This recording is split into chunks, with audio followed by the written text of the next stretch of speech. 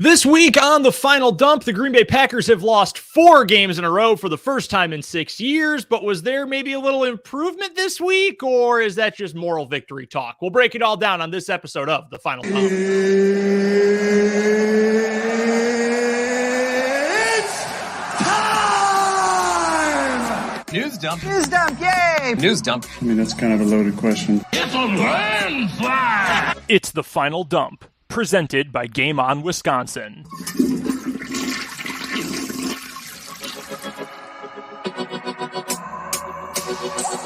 And welcome to the post-Week 8, pre-Week 9 Final Dump. I am Brendan Dworzinski. He is Matt Freilich. Happy, as always, to be joining you live on Monday night, podcast Tuesday morning, or whenever you listen to your podcasts. The Green Bay Packers are 3-5. It has been a long time since things have felt this bleak for the Packers, or since they have struggled this much. It's the first 4-game win or losing streak for this team since back in 2016.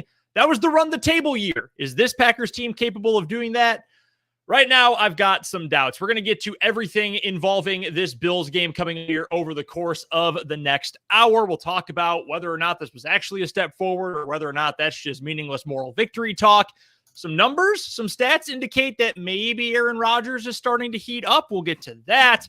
Joe Barry's defense, yuck. It is gross right now. Plus, the trade deadline is Tuesday at 3 o'clock Lambeau time. Are the Packers going to make a move? We'll get to that. We'll look ahead to the Lions game in Week 9, some significant to some betting lines. All of that is coming up on this edition of the Final Dump. Matt, you and I were just bantering a little bit about it before we went on the air today. This is weird. I mean, it's a spoiled reaction for sure, because for literally my entire life, save for 3 years, the Packers have been very good, or at least a divisional contender. I'm not even thinking about the division at any point anymore this season. I mean, the Vikings are so far clearing away in the lead for that. I don't necessarily think they're a Super Bowl contender at this point. I'm not worried about the division, though. It's just a matter of, can you even get to the playoffs? And right now, losers of 4 in a row, 3-5, staring down, again, a bunch of games that are potentially winnable, but probably not, given the way they've played the last 4 weeks, last 3 weeks especially. It's a weird spot to be in for our generation of Packers fans that are used to pretty much nothing but winning all the time. It's very strange. Yeah, it's definitely, especially in the Matt LaFleur area, obviously. Like, there's signs of that under McCarthy, and stuff would usually get turned around. You mentioned the run the table year. It's a weird spot to be in. I think it was a little surreal last night, and I want to say the score maybe was 24-7 at that point.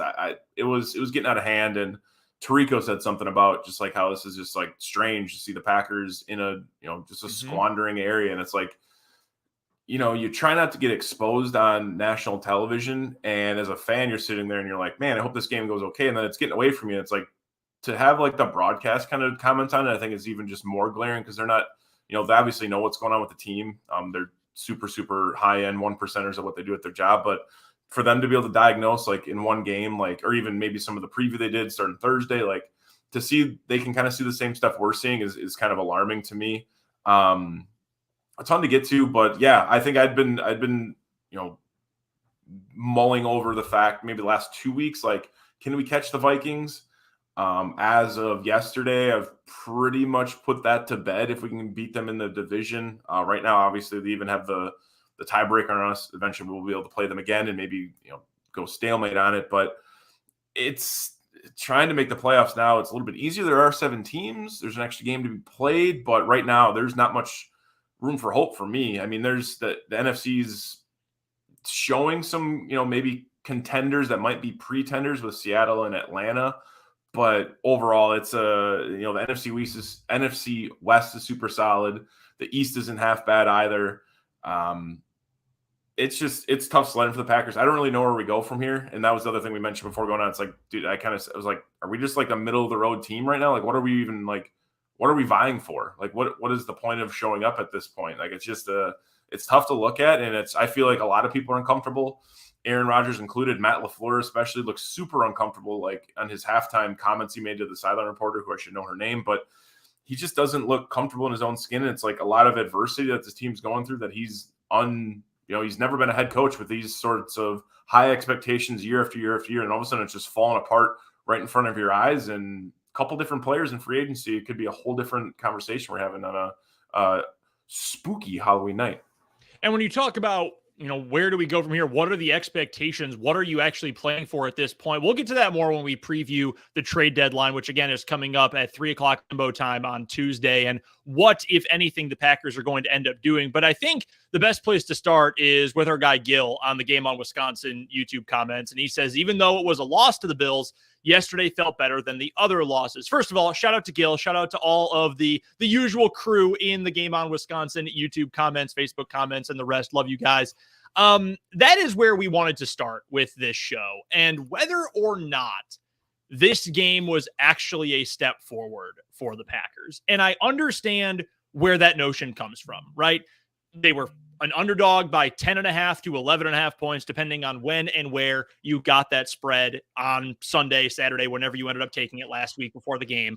They lose by 10. They fought for a whole 60 minutes. That part I think is undeniable, but also I think a little bit overrated. I made a comment about that on Twitter on Monday morning or it might have even been Sunday night. All the days were together at this point. But hey, I mean, sure, they did fight. They tried to win for 60 minutes. If that is an accomplishment, though, then the bar is below the Earth's crust. Like, it is so freaking low at that point. And yes, true, good, but that should be the expectation. I mean, I don't want to say that's loser talk if you're a fan who said that. That's not what I mean, but that's like what you say about, hey, the Jaguars really competed for this one. Man, really? Like, that's what you can say about this team? The run game got going, yes. The Bills also were more than happy to let the Packers run off 6 minutes per drive and just run the ball and get out of there. The defense had a couple interceptions. Josh Allen made some absolutely god-awful early career Josh Allen throws, not necessarily 2021, 2022 kind of Josh Allen throws. I mean, overall, when you take everything into account, the beginning of the game, that really solid, promising first couple drives that didn't really do a whole lot in the end, the Bills just running through the Packers defense like it was nothing. Where do you stand on this game? Was it a sign that, hey, things are slowly but surely taking a step forward? Or was it the Bills just playing with their food and the Packers just kind of hanging around? I'm kind of leaning with more or less that the Bills are playing with their food a little bit. I love that analogy. I heard Andy say that today too. Andy Herman, it was awesome. It's interesting to see the differentiating opinions on this game. Like, normally in a win or a loss, it's like, yeah, it was, they played well, but these factors, and some people have different, things that, maybe the run game wasn't great, could have been better. This was the weakness here. But I feel like across the board, it's tough to really determine like where you fall on it. I definitely lean on the side of like, there was at one point in the game in the third quarter, I'm like, where has this been all year? And it's at the end of the day, you're like, is this really the time they decided to turn it on, being down 3+ scores? That, okay, in the third quarter of this game that we've been getting our ass kicked the last month on the road, Buffalo, Sunday Night Football, this is when we're really going to like turn it on. So I was like, that doesn't seem right to me. Like, there's just no way they've had this in them this whole time, and they've been waiting to divulge how great they really are. So I definitely think it's just kind of the Bills were screwing around a little bit. You mentioned the couple throws that Josh Allen had. Yeah, a little uncharacteristic of him. And if the game would have been closer, I think both sides would have played differently. Packers included. I think they relied on the run a way more than I expect them to in the second half, but it worked. I actually imagine in a closer game, they probably would have thrown it more, but albeit as it may, I don't think it was that great of a moral victory for me. And like you said, like 60 minutes of play, if that's what we're looking at, I can accept that in like early September, because there's been years, especially now with training camp being different for many of the veteran players, including Aaron Rodgers, and also specifically preseason, like a lot of the first couple September games, I give the Packers a break on, hey, let's see if we can get, 3 quarters of play. Let's get the offense in rhythm once we get through maybe end of September. But it's like at this point, October 30th when the game was played, like it's just, there's no excuse for not showing up for 60 minutes of the game. And when you are showing up, a lot of what you're putting out, the product you're putting out the field is just distasteful. It's un-Packers like, it's what we've come to expect from the Packers. Like, it's just, so I don't know, man. I mean, there's a couple plays that stick out to me. One that just popped in my head is just like Von Miller absolutely just blowing up Josh Neisman on that one play. I didn't even notice that until like the first replay. I'm like, holy shit! Like you just never see a Packer player get absolutely just swallowed up like that. But I digress. I just think it's not what I've come to expect. 60 minutes of play is what you should expect here for professional athletes, some damn good talent. So I think it was just Bill screwing on a little bit, and the Packers somehow took advantage of that and ran with it. But at the end of the day, it still wasn't enough to make a win. Other than the cover, they got that figured out. Yeah, so if you gambled on the Packers, then congratulations, you ended up winning. So that's nice for you. I don't know. I feel like after the game, I thought, well, I was at least entertained reasonably for a full 3:15, whatever it ended up being. So that's nice. I haven't really felt that way for a couple of weeks now where they gave me a reason to watch for the entire game. So that was at least something. Look, man, I feel as though you can spin this however you want to spin it. And maybe the most middle ground way to view this positively is, yes, the Bills were just dicking around and they weren't actually ever in any danger in this game. And if it had been closer, they probably don't end up screwing around so much. But maybe that's enough to inspire some confidence in this Green Bay team, because the offense is obviously, or at least had obviously, not been playing with any degree of confidence. So maybe this was enough to at least say, hey, look, maybe they'll go back to Aaron Jones a little bit more. Maybe Samori Toure and Amari Rodgers and some of these guys are going to play with a slightly higher degree of confidence in these coming weeks. And if that's the case, then I guess that is a win, right? I mean, I guess you're at least taking something from this. You go into the game against the Lions and you feel like, all right, something is at least taking a step forward. But man, the Bills just didn't care in that second half. It really felt like they were willing to say, hey, we'll put 5 in the box. We'll put 6 in the box and let you go and do whatever you want. And you're right. When they wanted to go make plays, guess what? The defense, generally speaking, made plays. It was the tipped ball that ended up being the interception on the night for Aaron Rodgers. It was Von Miller against Josh Nijman and just bullying him, shoving him back into the line and blowing up the play. I mean, that was a tremendous individual effort by Von Miller. And look, as much as we want to give credit Josh, and deservedly so, give him credit for stepping in and making plays when called upon over the last season and a half, that's a Hall of Famer. That's a first ballot, no doubt, 100% of the vote Hall of Famer on the other side in Von Miller, who might be a little bit older and technically on the back nine of his career, but he is still playing like an all-pro, like a Pro Bowler, like a Hall of Famer right now. That's just not a good matchup. And I think that comes back to the argument we've had about, or not argument, but just the discussion about, does this team have enough guys? Does it have enough dudes? And right now the answer is probably no. The offensive line was not great in the game. It had its moments up. It had more moments down. I thought it hurt to not have Elgton Jenkins out there. We'll get to a couple players' individual grades in just a hot second. But overall, man, I just don't think that you can look at this game and say, yes, this is the path forward. This is the start of something. Could it be? Yes, it honestly could be, but I don't think we had enough just in this game based on what the Packers did and what the Bills did to say, oh yeah, it's coming. The fix is coming. The improvement is coming.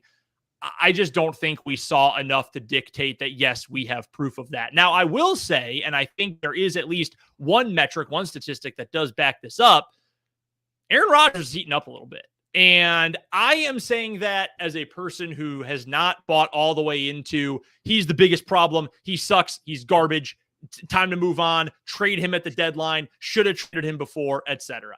I mean, you know me, Matt, I'm not someone who likes to go into the hypothetical, well, they should have done this a year ago. Well, this could happen. I want to talk ball. Like, okay, should the Packers have made a move this offseason? Should they have given him the contract, whatever else? I don't know, man. I'm not God. I can't make that determination. I'm not omnipresent or whatever deity you might believe in. I don't have that ability. I'm not really interested in playing that game and maybe we should, sell it all off. I don't think that makes any sense. That's just not how the Packers operate, and that's not how they ever are going to operate, at least under this current regime. But also, I'm going to be completely honest with you with the he needs to retire crowd. Man, he ain't. Let me ask you this question before I give him my answer. Do you think Tom Brady is going to retire this year? No, I really don't. Okay. I really don't, because he could go somewhere else. Like, he could stay. I mean, I honestly have no idea what Tom. I know he's frustrated But and nothing would surprise me at this point. Like all his personal life included. Like I just feel like you have no like this guy's literally willing to risk it all. I never know what to expect from him anymore. Like if this is his last hurrah, like this is gonna stick with him forever. So see, because my point was going to be, I think Brady is going to retire because I think it's clear he doesn't really want to be in Tampa. We know from the whole Miami Dolphins fiasco that he was already 1 foot out the door. I think the team around him is getting older and injured, and it's not playing up to the standard he was expecting from them. So my point was going to be, I think Brady's retiring. Aaron Rodgers, for all this talk about how he's got all this ego and it's all me, and all that. Well, if that's the case, he's not going to retire the same year Tom Brady retires because both of those guys are first ballot Hall of Famers. And Aaron Rodgers does not want to be number one or co-number one. Frankly, no, it's not co-number one. Tom Brady retires, he is number one on the ticket. You think Aaron Rodgers, if we're all to believe it's all me, ego, and we know he's got a very steady degree of that. I'm not saying that's all made up. He's not going to go in and be the number 2 second banana to Tom Brady at the Hall of Fame induction ceremony. Okay, that's just not going to happen. So you need at least N+1, and N is Tom Brady's year of retirement to know when Aaron Rodgers is going to hang it up. Okay. I cannot foresee a world and he gives it up at that point. So my entire point is if you're in the Rodgers has to retire, force him to retire kind of camp, that ain't going to happen. Maybe you cut him and he goes somewhere else, but also, or you trade him. That's not going to happen. Look at the money he's getting paid. That's not going to happen. He is your quarterback. So I don't like playing well, if you trade him, no, you're not going to, though. That's not going to happen. So let's deal with the reality. And the reality is, Matt, if you look, and this is just one source, and people get very, I don't know what the word is, incensed or agitated or energized one way or the other with any of those 3 words by Pro Football Focus ratings. But our guy Jacob Morley, as he does every Monday, puts them out on Twitter, the top PFF grades for the Packers offense this week. It included number 1, best grade of the week. Shout out to Tom Clements, Aaron Rodgers, 89.2. That's very good. That is a very high rating. And I am not trying to say or indicate, yes, he was perfect in this game. He was amazing. He was excellent. I was telling my wife who was watching the game with me right next to me throughout the night, especially in the first half, what's he supposed to do? Like nobody is open. You could tell from the beginning, nobody was open. I called out multiple plays. I'm not trying to toot my own horn. I'm an idiot with, a microphone and a TV. I'm not exactly a football genius, but I was saying this play is not going to work. It happened multiple third downs. I said, look at this defense and look at what we're about to run. This is not going to work. And it never did. And our third down offense continues to be basura. And yet Rodgers, in the end of the game, did make a handful of plays. I don't think he was perfect. I do not think he has even been good this year, certainly not by his standards. But if you want to look at, again, not the be-all, end-all, but the Pro Football Focus data over the last couple of weeks, your best grades of the year, well, one of them, the best one, in fact, came against Buffalo. The other good ones, well, the Bears game, understandably, the win over Tampa and the near win over New England. Middling to just kind of in the losses to New York, and Washington, but he was much better, again, according to this one metric, against the Bills. So I will then pose this question to you, Matt. Do you think that Aaron Rodgers is starting to pick it up a little bit? I think there were some down moments in the game against Buffalo. I think there were a couple moments where he looked like vintage Aaron Rodgers, to sound like Michael Cole for a minute. Where do you stand on where he has played recently, where he played this week against Buffalo? And is it a sign of things to come, or is it, again, just a function of who they were playing and at what time they were playing them? I think it's a really healthy topic to debate on, because I'm even in my head, I'm trying to figure out where I fall in it. I think there's a lot of factors. I think the receiving core, being inconsistent with, obviously not even his buddy Cobb out there, and just across the board with injuries and just trying to find chemistry with Dobbs and, all of that. And I think it's also the offensive line, which is factored in a lot. I was very convinced in the same fashion you were about, having a microphone and TV in front of your face. I was very convinced that they were going to roll out the new 5 this week. They did. They didn't expect it to not have Elton Jenkins out there, but I rest, whatever. I don't know how much he's heating up really, because the statistics don't. the statistics aren't that great. Like the ratings and stuff are fine, like QBR or whatever metric you want to put, the PFF grade, like that's cool. But like he's just not doing anything crazy with the football. Like that catch by Dobbs was great. Kind of a broken play to Toure. Like outside of that, he's not really like slinging the ball downfield, and some of that isn't really his fault. I'm not going to hold that against him because he doesn't have the playmakers to make plays. He doesn't have a Christian Watson who we thought could make plays. Sammy Watkins has been, good, but not nowhere near where we need him to be. Dobbs is like super inconsistent. I feel like he's going to make a big play once in a while, but then also like have some issues, but it's just a volume game for him. So that's going to happen. I mean, I don't think I can say he's heating up. Like I really don't feel that. I mean, he might be finally accepting like how this offense operates a little bit. And that might be helping him play better, but ultimately like he's not heating up to the point where he's going to be slinging the ball, 30, 40 times because he's 35, 40 times because he's, quote unquote heating up. I just don't see that coming out of him. Because that's what I would look into. It's not even like in the same hemisphere of how we've expected him to play in the past. It's very game managerial, very, check downs, take what the defense can get you. But again, some of that's not his fault. Like you mentioned, like they're calling stuff where it's like, dude, there's no one's going to get open on this play. There's no way. Like there were so many times last night where I wasn't even looking like downfield. I was just looking at the perimeter and 5 yards from the line of scrimmage. I'm like, okay, he's going to throw it to one of these guys. It's going to be the swinger out maybe out of the backfield to Dillon, to Jones, to whoever. And like, that's really what I'm looking to, like the secondary, which is just kind of crazy. So I don't really think he's heating up, to be honest. I think all those points are extremely fair. And yes, it's not, and I should make my point clear on this too. I don't think he's MVP of last year, certainly not MVP of 2020 or some of those early years where he just went full deity mode. I do not think he is at that point. I don't think it's frankly close to that point. And I think it's entirely fair to point out that it's a much more, as you put it, game managerial kind of play. I think that is honestly correct. I think it's fair. I think it's a valid way to view what's going on. I think to me, it's very reminiscent of 2018 and 2019 Aaron Rodgers, where you saw a lot of frustration for certain. And 2019, I think, is an especially apt comparison because that's the year the Packers won a lot, but Rodgers was clearly frustrated a lot as well. He was not, clicking on all cylinders. Let's be honest here. 2020, that draft following the 2019 season, we know who the Packers' first round pick was that year. We know all the drama that came with that. That was also the offseason where Rodgers said he went back in the vault, found something in his mechanics that he worked on that helped him play a lot better.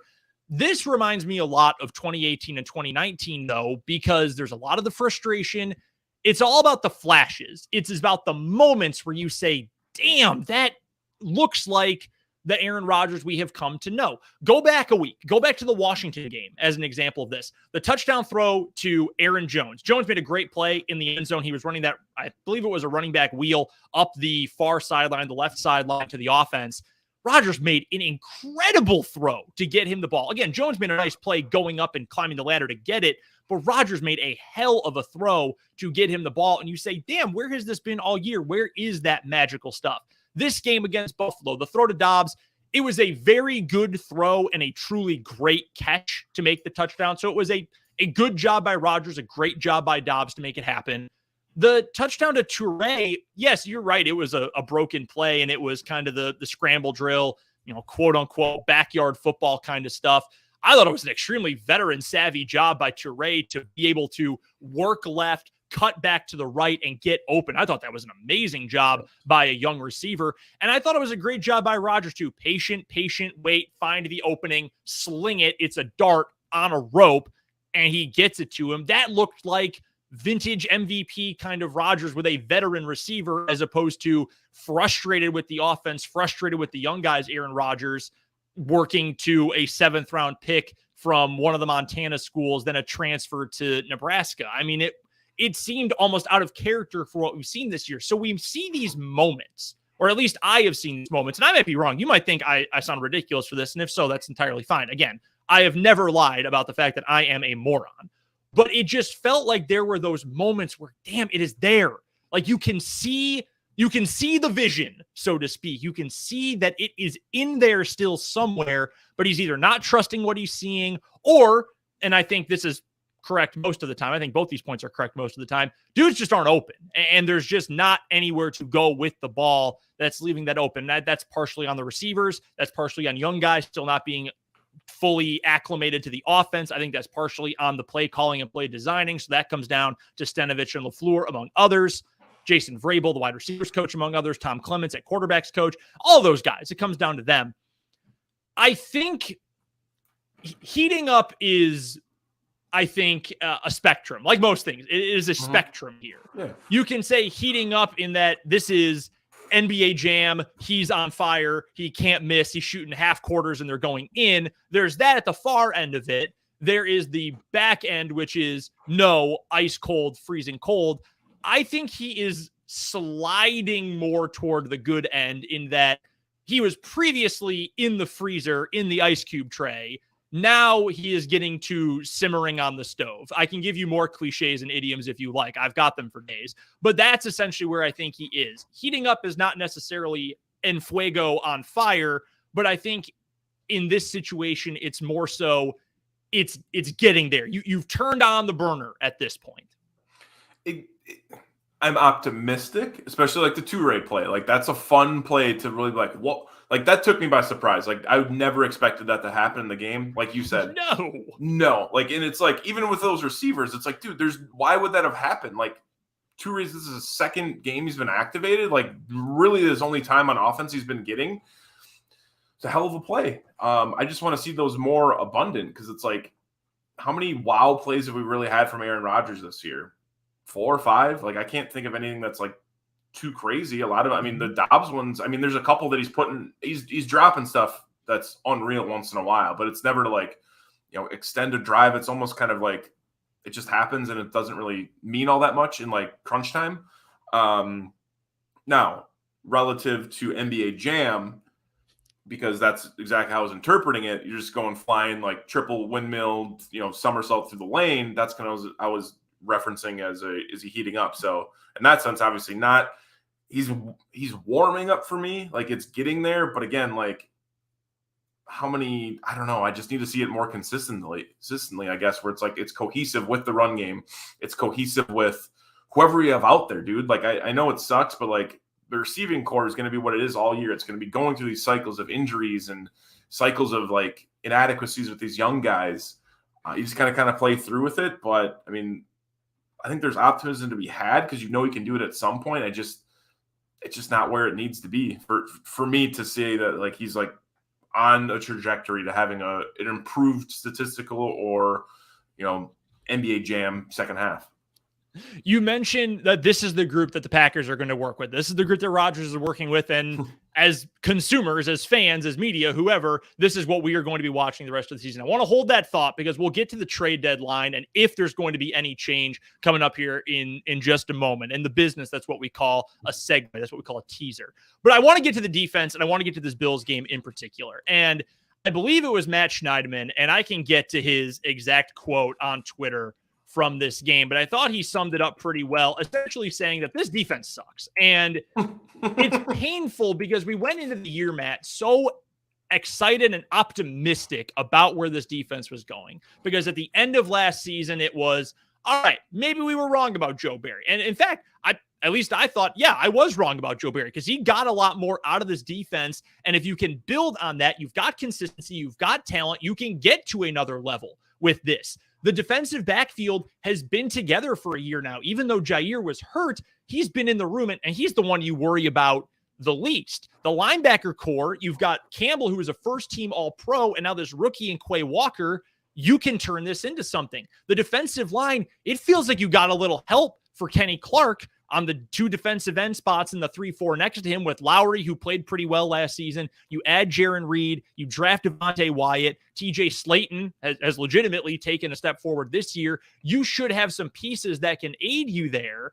And then you've got edge guys in Gary, who has really blown up. And then you've got Preston Smith as well, who is a strong veteran presence.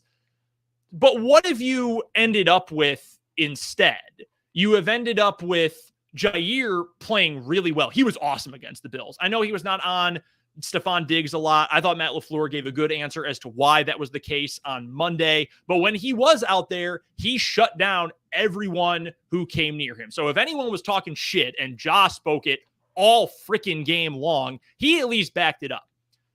Eric Stokes has been awful, and I feel bad to rag on him because he is still young. He was very good as a rookie. He has sucked this year, and that's been hard to watch. Douglas has been up and down when he's been put in better positioning on the field. I think he's been pretty good. That slot stuff is just not him, man. It's just not a good fit for him, and we know that. The whole world knows that. Joe Barry, it felt like, was starting to learn that, and he wasn't just in the slot in this game against Buffalo, and it's unfair to put the blame on one person or one entity or one thought process that, oh, you keep putting him there even when he's not there. That's kind of the football fan thing, that you get one first impression for a year and you stick with it forever. It's not entirely fair to just put all the blame there. And I don't think Douglas was awful in that game. Hell, he played almost like a linebacker role trying to attack Josh Allen a couple times in the backfield. He actually tackled him better than some guys did. But the secondary has been a disappointment. Amos has taken a step back this year. Savage is not playing well at all either. And you picked up the fifth-year option, understandably so. He has not been the player I think we were all hoping he would be. The linebacking core, Campbell has taken a step back, which you have been all over from the very beginning of this year, and now he's hurt. Quay Walker is a rookie, and he gets the rookie allowance for this year, but you were hoping he could contribute right away, and he just really hasn't been able to. He's been a tackle merchant. That's essentially what he's been, which more often than not is derogatory more than it is complimentary. The edge rushers have been great. I thought Preston Smith played really well on Sunday, and he's been really good for the most part of the year, or at least very solid. Gary's been great this season. The defensive line's been a disappointment. I haven't looked at the numbers. I haven't watched a lot of the coaches' film, but Clark has been AWOL for a couple of weeks now. He has really disappeared. And part of that is offensive attention and saying, hey, do not let 97 beat you. Do whatever it takes. Do not let 97 out there beat you. And offensive lines are taking care of it because Lowry hasn't done a whole lot. Slayton's been nice in little spurts. Reed has had moments where he's been pretty solid. But we went from Matt, I just ran through the entire starting defense, which now isn't even a starting defense because so many guys are banged up.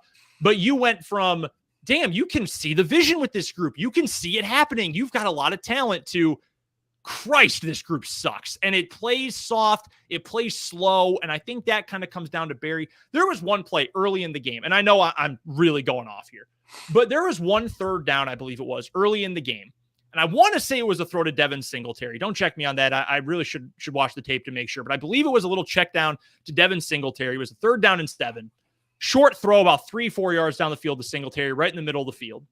And instead of being aggressive and charging right away, Campbell and Walker are standing waiting. They are waiting for the play to come to them.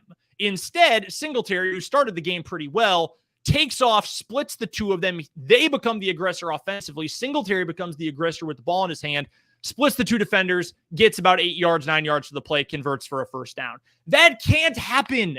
And I know this is easy for me to say, as has been the theme of the show, as an idiot.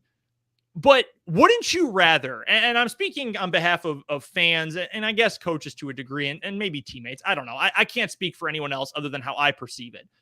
But wouldn't you rather be aggressive and get burned than be overly cautious and soft and still give up play? Wouldn't you at least want to risk it for the biscuit, so to speak? It just feels like the Packers don't have that in their defensive DNA. And how much of that is the personnel? How much of that is the coaching? I'm not sure. This defense just plays so slowly. And I know we have general questions, Matt, about what this team is and still can be in 2022. I want to know what is going to fix this defense, because if Joe Barry is not going anywhere, and he clearly isn't, he's got to figure out something. And I don't know what that's going to be, but whatever this defense is right now just can't cut it. You know, going into this year, it's like one of the definitives was that the starting 7 for the Packers defense was going to be really solid. Like that was something that we could definitely take to the bank and, write a blank check to it, and it was going to clear. Now it's like, excluding the injuries, let's put the injuries aside because we don't know what's going to go on with Campbell. It's been, we have no idea what's going to happen with him. But overall, it's just not where it needs to be. I think some of that has to do with depth because they talked about last night for the Bills, how they're rotating guys in so much. And you're seeing big mamma jammas like Jordan Phillips running on the field and tackling people half his Beast. size, like just unbelievable. Saw that in the Giants game. Giants did the same thing. Wink, Martindale's got those guys moving around up the front seven. So like, that's a different philosophy, how you want to build your football team. It's just something that I wanted to bring up because we talked about how the depth was an issue. A lot of it, I think, does have to do with just the way the pedigree of the team, like who is that enforcer? Who is kind of that guy to make a big hit within the rules, of course? Who's the guy to make a play? And it's just like, it doesn't seem like it's like Jair could be that guy, but it's not really his personality. He's a weird brain in a good way. He's just not going to bring that. Amos, I think, has that in him. His play hasn't predicated that. You'd look for Kenny Clark to be that guy, or maybe a Rashawn Gary, Devondre Campbell, but it's like you're not really seeing guys take accountability for their teammates and their squad. That's frustrating. And then just like tackling is like, it's something that we've kind of talked about this whole year. And it's been an issue for a number of years where every once in a while we get, hey, tackling's an issue. Why is this going on? We can't tackle this and that. Like it's almost, it sucks. It is dog water, Matt. It so bad. is, I know. And it makes me want to punch a wall. Like wrap up, tackle. Yeah. Savage, dude, you got to at least hit Josh Allen. Like you can't miss. I'm sorry, Matt. I totally cut off. No, go ahead. You had a good thing going there. It's just infuriating. This team was good at tackling last year. Yep. It was good. Campbell could not miss. He was like flypaper. Where did that go? What happened where this team can't tackle now? It is maddening to say the least. Yeah, no, I didn't see the Savage play. I mean, I obviously saw it real time. I saw the looped 2-3 second video today on my time. I'm like, holy shit, that looks so bad. Yeah, Campbell was a sure tackler last year. Like every game, it was like he was tackling guys short of a first down. You know, right when they caught, he was right on their hip, and that hasn't been the case for him this year. It sucks because I felt like we kind of had gotten past that. A Joe Barry defense kind of showed. It's like, oh, Joe's got them, you know, they know how to tackle. This isn't a Dom Capers or a Mike Pettin team where it seems like tackling had been an issue for a number of years. You mentioned Kenny Clark, and like it's so tough because it's really tough to watch a game live and like really assess what's going on. It's easy. It's kind of easy on the perimeter, but even that we get it cut off, right? We don't actually see what's going on downfield. So we're really only watching the quarterback. And if there's like some egregious holding penalty, everything else like is really, really tough to analyze. And especially when you're looking at all the bodies in the trenches, like it's tough to see what Kenny Clark is doing.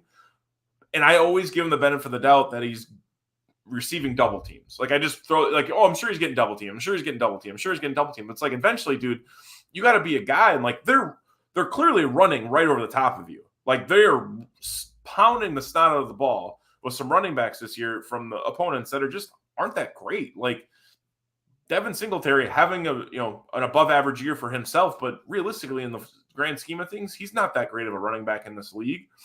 They were banged up off the offensive line. They were still able to pound the rock.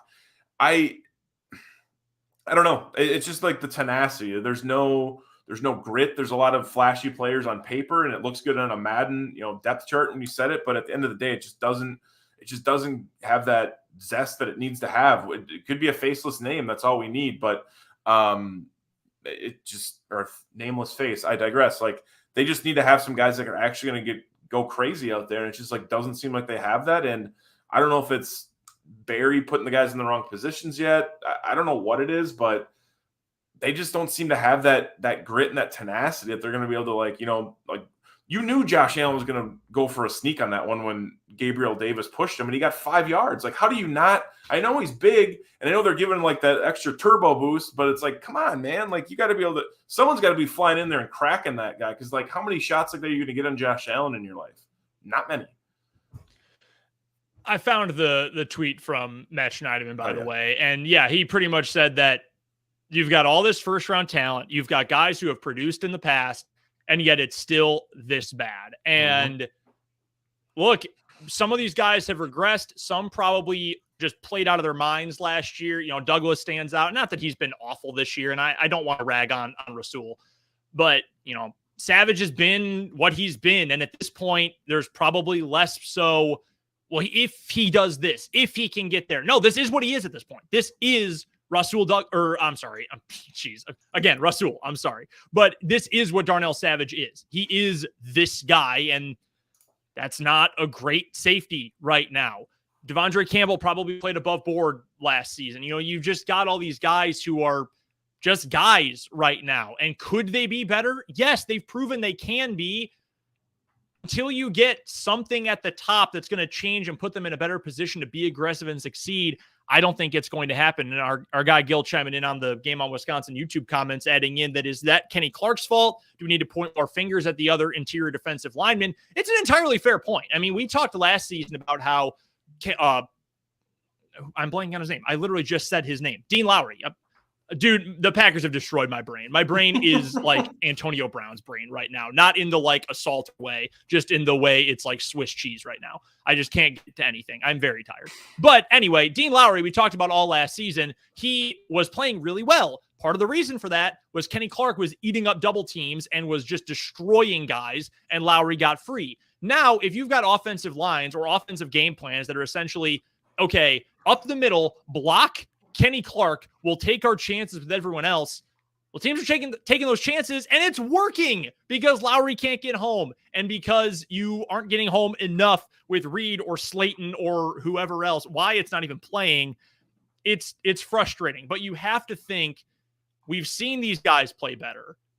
Our defensive coordinator historically has not been very good at his job. What is it going to take?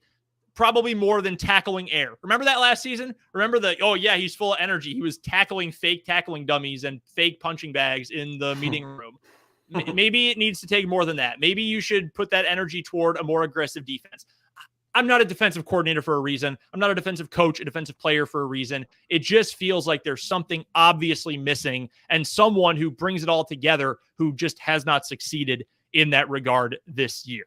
So with that, the defense clearly has issues. I'm not sure how much of it is personnel versus how much of it is coaching. The offense has big time problems because they can't get guys open, and Aaron Rodgers has not been all that great for a large portion of the year. Blocking has been okay. Scheme, it's hard to know without watching the film 4, 5, 6 times to know exactly what the eventual goal on individual plays or individual drives were.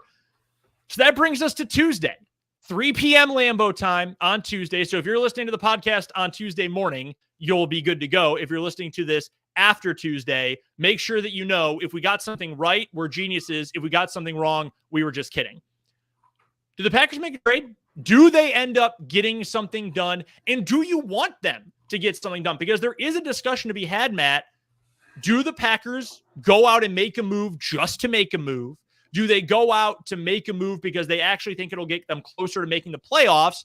Or do they sit on their hands because either A, they feel like they've got enough pieces once the receivers get healthy? I have some doubts there.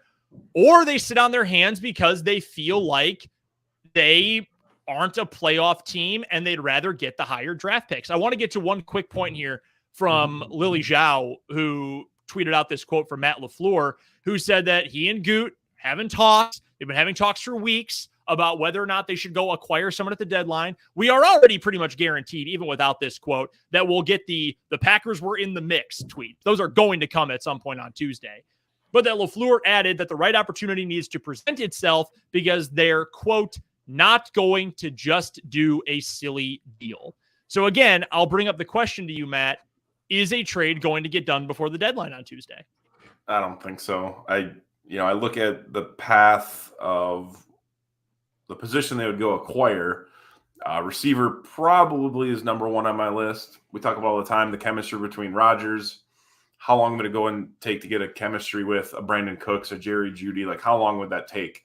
Probably not, a quick enough fix to turn the season around. Possibly just could be a weapon just to stretch the field to let some other guys get open underneath, like they used to do with MVS and some other speeders. But I don't see them going to get a receiver. I think they have a ton of faith in Christian Watson when healthy. I think they have a ton of faith in Romeo Doubs. Obviously, Touré's somewhat optimistic to see what he's doing now.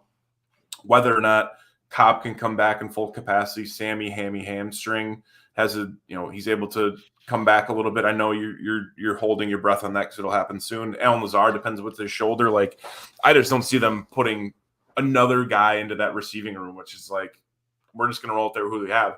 The other one I would think is like a defensive lineman. I feel like defensive linemen you can acquire for pennies on the dollar, where Jerry Jeudy or Brandon Cooks are going to, they're going to it's you look at like what Raekwon Smith got dealt today. I didn't even know that until we started recording. I was clicking on Twitter and saw Adam Schefter tweeted about it, but like compensation for him is pretty minimal, but like he's also a fantastic player. So it's like it does still take a little bit to get guys. And I think just the way Goody loves his draft picks, it seems like he holds those to his chest more than I hold Reese's leftover candy bars to my chest right now from Halloween. So if they were to do it, 6th round pick, 7th round pick for a D lineman, outside of that, I don't know. I'm interested to see what your take is. And I feel like I haven't heard a ton of buzz overall from people thinking that they should make a trade. And I think that might just be where the season's at for us at this point.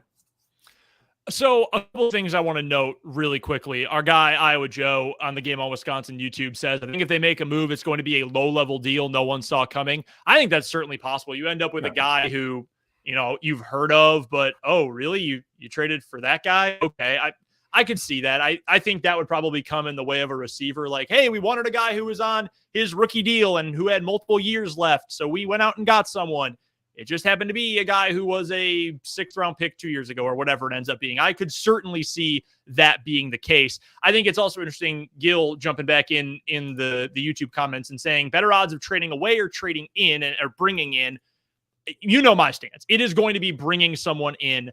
I do not see this team trading pieces. I do not see that happening because whether everyone likes it or not, this team is in a position where it believes it is contending for Super Bowls. And Aaron Rodgers is, I think, going to stick around for at least another year, if not another couple of years. So I don't think they're going to go into any sort of rebuild or even reset mode. So I think if a trade is made, it is most likely going to be that they bring someone in. Again, if you're listening to this after the trade deadline Tuesday and we're wrong, it was all a joke. Haha, I'm just kidding. If I was right, though, I'm a genius and I deserve the credit as things go in this kind of business.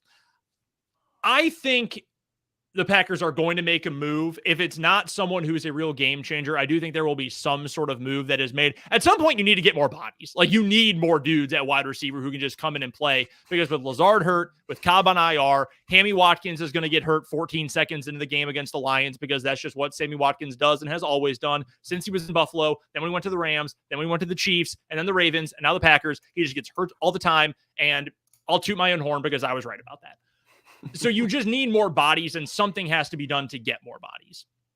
So a deal of some sort will be made, even if it's, I know it's not a trade, but a street free agent just to get someone. There will be another addition there. I don't know that it's going to be Chase Claypool. The report on Sunday, I believe it was that Pittsburgh really doesn't want to move him, which truthfully I find a little bit odd, but okay, fine. Elijah Moore from the Jets, he is super discontent. The Jets don't seem like they really want to move him either because he's on his rookie deal right now. I mean, if he's not playing, he's not getting the ball. I don't know why you don't at least take offers. I don't know how much a guy like that truly helps right now. Team speed is important. That would be nice to have. He's also 5'10". He runs a 4.3. That's valuable, but I feel like the Packers could use a guy who's got a little bit more size. Now, that being said, the player that I would really love to go get if he's available, and it sounds like he probably is Brandon Cooks. He's a veteran. He's got 6 1,000-yard seasons. Every time I see or hear that, it amazes me. Like, really? Brandon Cooks? I mean, he was an awesome player in college at Oregon State. He won the Biletnikoff Award, but he's been a very solid player who is getting close to setting the NFL record for number of times traded in a career, which is very funny. He's got speed, probably not as much as he did when he was 23, 24, but at 29, he's still got some speed. He's a solid route runner. He's somewhat reliable. He's not huge, and I can't tell you right off the top of my head how tall he is. If you can, Matt, I will be very impressed. If I had to guess, he's probably listed at 5'10". Like, if he's listed and taller than that, that's fake.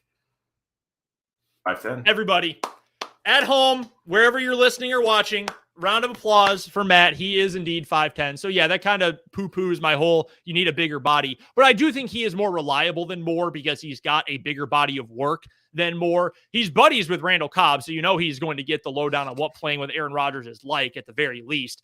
He's been a very good player for a long time. And yes, an NFL player who is older than me, I'd always like to hear because they're all younger than me now, and it makes me feel old, even though I'm absolutely not. Anyway, that's beside the point. That's my own existential problem. I would love to get Cooks. I think that is a player with his skill set and his production that actually would make a difference. I really do. I think you need a difference maker. more speed is difference making. I don't know if his receiving ability is. I don't know if we have the body of work to indicate that. Cooks is more expensive as well. That's obviously going to play into it here. Defensive line, sure. I don't know if you're going to add an edge rusher here because Kingsley Enagbare, don't look now, but he's actually played really well. And I think he deserves credit because he has played well in recent weeks. I think a move will get made, Matt. I don't know if it's going to be a big one. I don't know if it's something that will make people happy. Part of me, honest to God, though, at this point says, look, I'm a fan and I want a reason to watch and at least care about this team for the next few weeks. So go make a move so I have a better reason to do that. That's not the smart way to run a team. But as a fan whose money is not on the line here, I kind of still want that in the first place. So we'll see. 3 o'clock Lambeau time on Tuesday, whether or not the Packers do end up making a move. We are getting toward the end of the show, Matt. That means it is time to look to our expectations for this game against the Detroit Lions and our significant to some picks for the week. The Packers right now, I went to another book. I thought, okay, last week I went to one. It didn't work, obviously. The weeks before, I had been going to the same one. It wasn't working. So I've picked a new one. I'm not going to name any names, but it is owned by the MGM Casino Corporation. So I will just leave it at that. Packers are favored by 3. The over-under that I saw before we went on the air, 49 points against the Lions. Wow. Detroit can score. They cannot defend, and I do not think they're well coached. You can give me the motivation for Dan Campbell as much as you want. I think he is a bad in-game coach. They just fired one of their assistants, Aubrey Pleasant, I believe is his name. Not Aubrey Plaza, Aubrey Pleasant, their defensive backs coach. I do not think they're well coached. I do not think they're especially disciplined. Shout out to our guy, Jamal Williams. The Packers should win. The Lions aren't any good, but I don't know that the Patriots are all that good. I don't know that Washington is all that good, even though they won again this Sunday. Where do we stand on this game? What is the hope? What is the expectation out of this game with the Lions? Like, honestly, I look at it as like a must win. Like you've beat up on the Lions for decades. Like they are always the worst team in the NFC North, previously the NFC Central. Like I just don't know how we could not. Like you have to come out and beat the hell out of them. If any of those glimpses of Rodgers heating up or almost putting together 60 minutes of play, like if any of that's actually true, like they have to show up, and they don't have to necessarily blow out the Lions, but they have to beat them. And to be honest, I think they would cover at this point. You said 3 or 3.5? 3. Yeah, I would still take the Packers to cover. I don't think that's the 49. I guess my eyes went up a little bit because we've been dealing with these 42s and these 43s and 40, like some lower numbers. So 49 seems crazy to me, albeit it is indoors. Lions, as bad as they are, can still move the football. But I just don't see them being able to do what they've been doing the last, 6-7 weeks. I just feel like there's something about the Packers defense that can match up pretty decent. I don't think St. Brown's going to be able to, go crazy like he has been. He's kind of tapered off, I feel like, recently, but I don't know. I don't think that the Lions, I thought they were going to have a good year. I really did. And then it's like all of a sudden last week I was like, oh my God, they're 1-5. Like I thought they were at least like 500 or playing, 2-4. That's just not the case. So like Nate the Great 39 said, it is a must win. I say Packers cover. I mean, honestly, the only reason I would go over is if I didn't believe in the Packers defense. I don't almost have to believe more that the Packers can move the ball downfield like that. I'm going to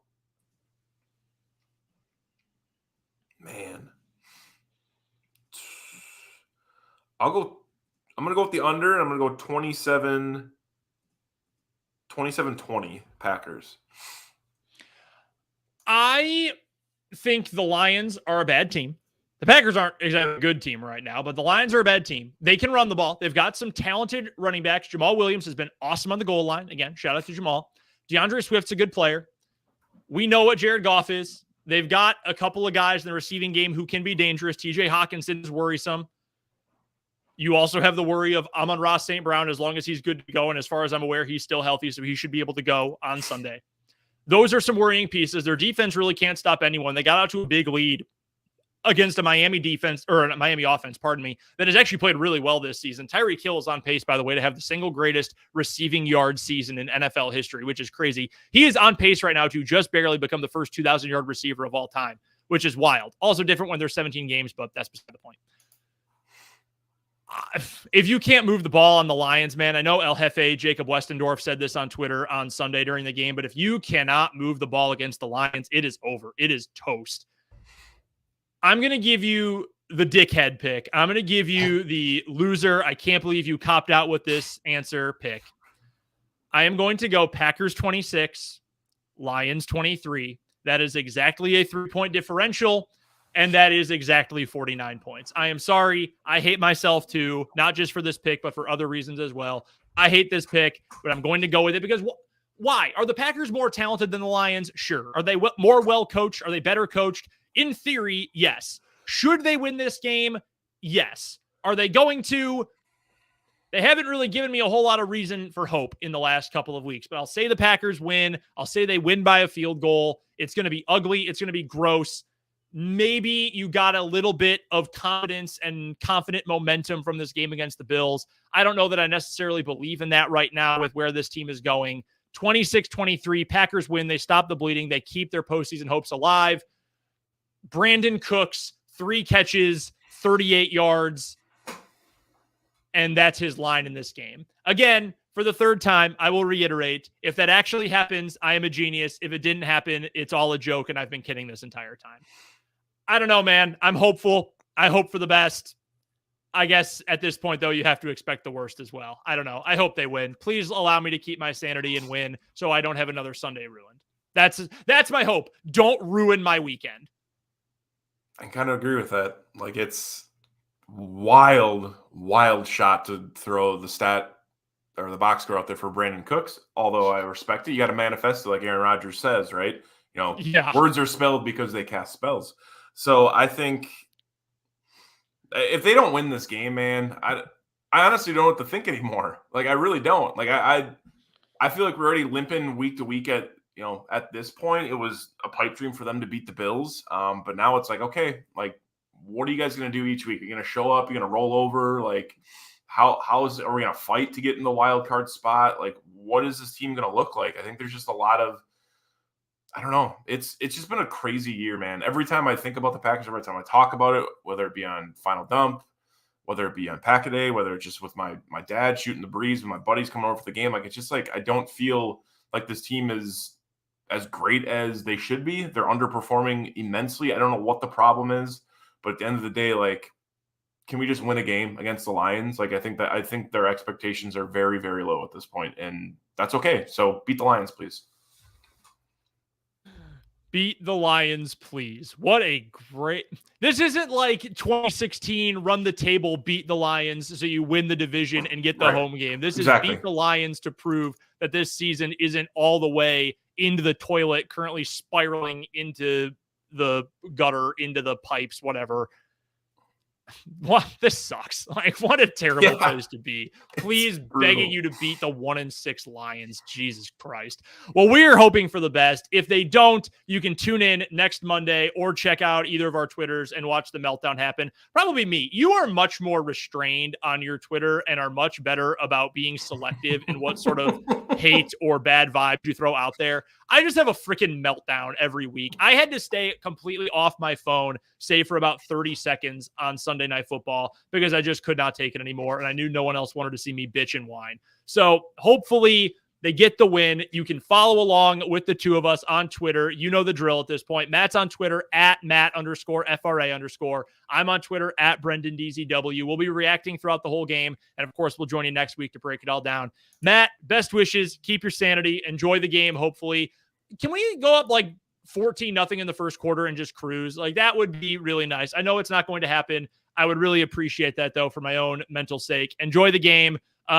And if you can't enjoy the game, go take a nice walk. Enjoy the weather. Enjoy literally anything else, because I might have to be in that same boat too. Absolutely. Man, I don't know. Just please beat the Lions. That's all I have to say. That's going to ring in my head all week. Please beat the Lions. What a sad state of affairs we have reached. We'll join you coming up next Monday to recap it one way or the other on the Final Dump. But until then, for Matt Freilich, I'm Brendan Dworzynski. You have been watching and listening to yet another tremendous production from Game On Wisconsin. Well, Wayne, I think this is one that Vince Lombardi and George Halas would be proud of. You could have given me the touchdown. Then it's hard to overturn. You know what I mean? I understand. That was a good effort, though, wasn't it? Pretty good effort.